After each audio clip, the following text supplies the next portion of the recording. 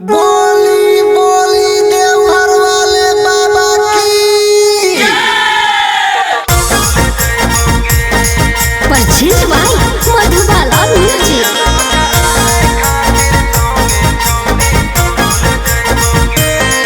Madhubala recording studio सूरत।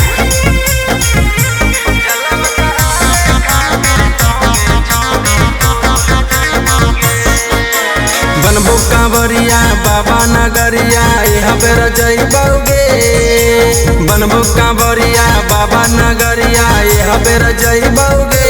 जलवा चढ़ावे खातिर संगे छौरी तोरो ले जइबोगे। जलवा चढ़ावे खातिर संगे छौरी तोरो ले जइबोगे। बनबो कांवरिया बाबा नगरिया यहाँ बेर जइबोगे। बनबो कांवरिया बाबा नगरिया यहाँ बेर जइबोगे। जलवा चढ़ावे खातिर संगे छौरी तोरो ले जइबोगे। जलवा चढ़ावे खातिर संगे छौरी तोरो ले जइबोगे।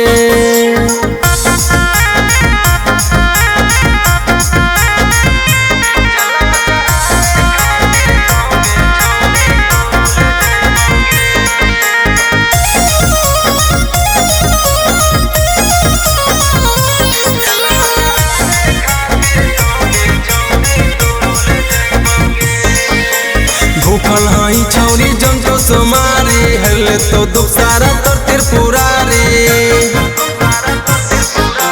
भूखल हई छौरी जंतो सोमारी हल तो दुख सारा तोर त्रिपुरारी। बाबा से हम सुने के छौरी तोहरे मंगबोगे। बाबा से हम सुने के छौरी तोहरे मंगबोगे। जलवा चढ़ावे खातिर संगे छौरी तोरो ले जइबोगे। जलवा चढ़ावे खातिर संगे छौरी तोरो ले जइबोगे।